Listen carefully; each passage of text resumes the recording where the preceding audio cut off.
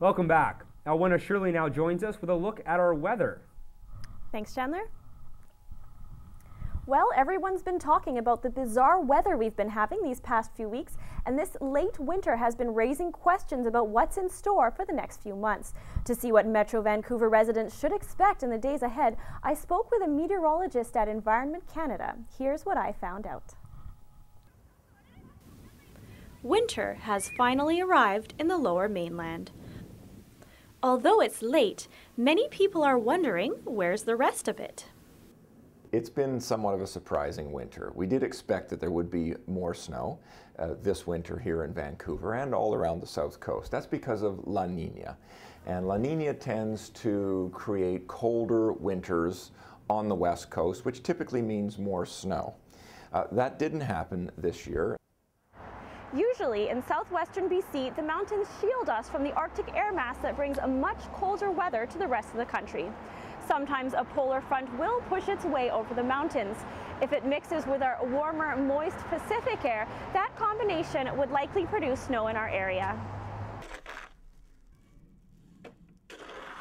It's beautiful. Love to see it out here for the kids. It's nice because we didn't get any last year. Actually, it hasn't been as cold this year as what I was expecting it, because they kind of warned us it was going to be a really cold winter. Oh, I love winter. I love the snow. I love the snow. Not the cold and wind we had a week ago, but we love the snow to make snowmen, sleigh ride down the hill there. It's come late this year, but it's nice that we had snow. I love the snow. Most people are enjoying the snow, but aren't sure how long it's going to be around. The recent trend to colder weather may be just the impact of La Nina finally starting to kick in, and we might have a much colder spring. Although the snow is melting fast and there are even signs of spring, for now, this sky is still smiling. Alwena Shirley in Vancouver for BCIT Magazine. So that's a long-term outlook. Here's your local 5-day forecast for the Metro Vancouver area. On Monday, we have isolated showers with a high of 9 and an overnight low of 3. Tuesday, typical Vancouver weather, light rain with a high of 10. A mixed bag of weather for Wednesday with a high of 10 also. Thursday is going to be sunny and 10 degrees, so a good day to plan any outdoor activities. On Friday, we'll have a mix of sun and cloud with a high of 9. It still looks to be a nice day as well. That was your forecast for the week ahead. I'm still hoping for an early spring. And speaking of spring, don't forget the time change this weekend. You'll want to set your clocks 1 hour forward. Well, thanks for that, Alwena. And I got to ask you before you leave, how's your spelling? I think I have a pretty good eye for spelling. Really? Because I'm awful. All those little tricks, I before E, they never work. And that's what amazed me about the Can West Regional Spelling Bee that happened at the UBC Chan Center last Saturday. These kids were spelling words I had never heard of, and I was there to capture it all. Yamen. Y-A-M-E-N. Yamen. It may not be every kid's idea of fun, but for these regional finalists of the National Spelling Bee, sounding it out on a Saturday morning is, well, better than cartoons. And we begin. Round 5. But these words far from child's play. Your word is lederhosen. Lederhosen. L-E-D-E-R-H-O-S-E-N. That's correct. But one by one, the dreaded bells started to ding. Parliament. P-A-R-L-I-M-E-N-T. And one by one, spellers exited stage left, proud of how far they came. Some maybe even happy to get out of the spotlight or get a hug from mom and dad. But nobody quite stole the crowd's heart like little Max, who forgot just one letter in interrogative. I-N-T-E-R-O-G-A-T-I-V-E. Interrogative. It's more than twice as far as I had wanted to get.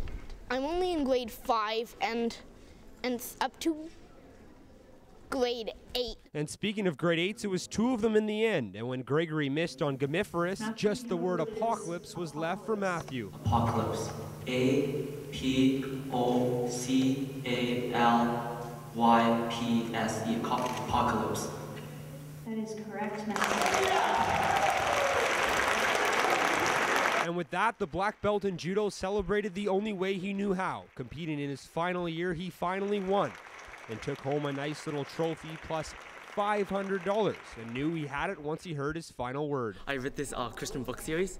It was about the end of the time, based on Revelation. It's called Left Behind. And I'm like, apocalypse, yes! Matthew will now take his spelling and spinning heel kick to Toronto for the National Spelling Bee, but still had one more word to spell. Champion, champion. Chandler Grieve in Vancouver for BCIT Magazine. Well, Chandler, it looks like those kids are really into spelling, but let's shift gears a bit and talk about my favorite sport, S-O-C-C-E-R. I almost heard that little bell ring there. Wasn't sure if I had it right in the first try. Well, the Whitecaps were in Washington State last week for a mini tournament. Martin McMahon took a trip across the border to see how our local team fared. This weekend, the Vancouver Whitecaps competed in the Cascadia Summit, a preseason tournament against their Northwest rivals, the Portland Timbers and Seattle Sounders, and the fans were out in full voice.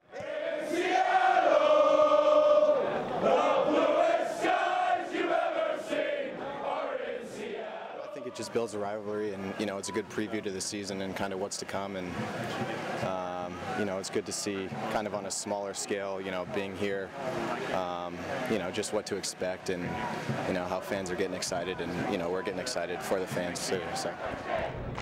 But the summit was more than just an opportunity for fans to practice their cheers. It was also a chance for young players to impress their coach, and Omar Salgado did just that. It was a mistake by the center defender. He let the ball go through, and I came in and just finished it off. It's the last preparation tournament we have in games, so it was very important for us to see how we are, how the team is. The Vancouver Whitecaps will be happy with their performance at the Cascadia Summit.